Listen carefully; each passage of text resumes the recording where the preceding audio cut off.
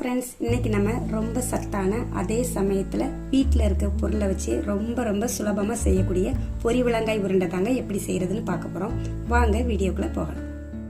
First பொரிவளங்காய் செய்கிறதுக்கு stove on பண்ணி ஒரு கடாயை வச்சுருக்கேன். கடாய் நல்லா சூடானதும் அதில் 2 டம்ளர் புழுங்கல் அரிசி சேர்த்துக்கலாம். இது நார்மலாக நம்ம சாப்பாட்டுக்கு யூஸ் பண்ணுற அரிசி தாங்க. இப்போ இதை நல்லா வறுத்து எடுத்துக்குவோம். நல்லா கைவிடாமல் இப்படி கிளறிட்டே இருந்தீங்கன்னா நல்ல ஒன்போல வறுப்பட்டு வருங்க. இப்போ அரிசி நல்லாவே வறுப்பட்டுருச்சு. இதை வெறுமனை கூட சாப்பிடலாம், நல்லா மொறுன்னு சூப்பராக இருக்கும். இப்போ இதை வேற ஒரு பிளேட்டுக்கு மாற்றிக்கலாம். இப்போ அதே கடாயில் ஒரு மீடியம் சைஸ் தேங்காயில் அரைமுறி தேங்காவை பொடிசாக கட் பண்ணி மிக்சி ஜாரில் போட்டு துருவி எடுத்திருக்கேன். இதையும் வறுத்து எடுத்துக்கலாம்.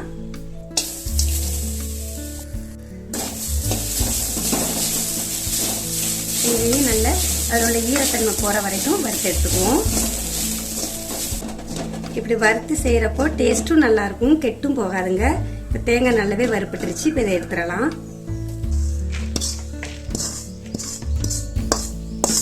இப்போ அதே கடாயில் ஒரு 3 ஸ்பூன் எள்ளும் சேர்த்துக்கலாம். இந்த எள்ளும் நல்லா பொரியிற வரை வறுத்து எடுத்துக்குவோம். இப்படி சடன்னு பொரியிறப்போ எடுத்துருங்க. இப்போ இதையும் தேங்காயோட சேர்த்துக்கலாம்.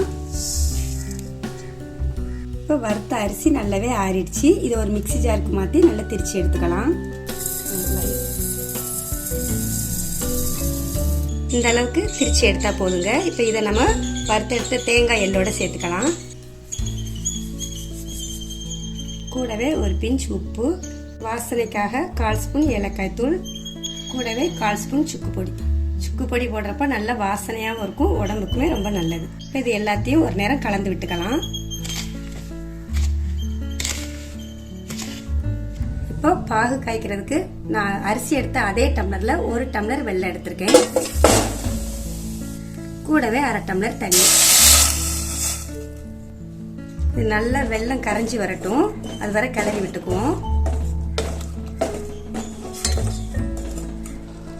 வெல்லம் நல்லாவே கரைஞ்சிட்டுங்க. இதுக்கு பதம்லாம் தேவையில்லை.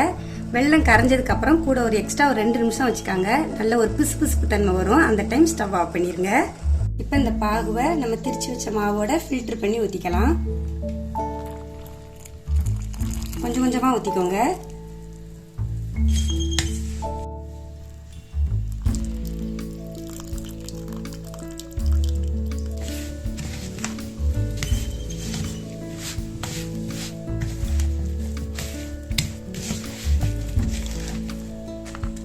பாகு காய்க்கிறப்போ ரொம்ப நேரம் ஸ்டவ்வில் வைக்காதீங்க. வெள்ளம் உருகி ஒரு 2 நிமிஷம் வச்சா போதும். ரொம்ப அதிகமாக வச்சுட்டிங்கன்னா உருண்டை ரொம்ப ஹார்டாயிரும். அதை மட்டும் கவனமாக பார்த்து செஞ்சுக்கோங்க. இப்படி கை பொறுக்கிற சூடு இருக்கும்போதே நல்ல உருண்டை பிடிச்சிக்கோங்க. நீங்கள் உருண்டையாக பிடிச்சாலும் சரி, கொலக்கட்டை சைஸில் பிடிச்சாலும் சரி, எதனாலும் உங்கள் விருப்பம் தான். நான் இந்த மாதிரி ரவுண்டாக பிடிச்சிருக்கேன். எங்கள் ஊர்லாம் சரியான கிராமம். வீட்டிலலாம் எப்போதும் ஸ்நாக்ஸ் இருக்காது. எங்கள் அம்மாலாம் அடிக்கடி இப்படி தான் எங்களுக்கு செஞ்சு தருவாங்க. நாங்கள் எல்லோரும் ரொம்ப விரும்பி சாப்பிடுவோம். அவ்வளோ டேஸ்ட்டாக இருக்கும் இது.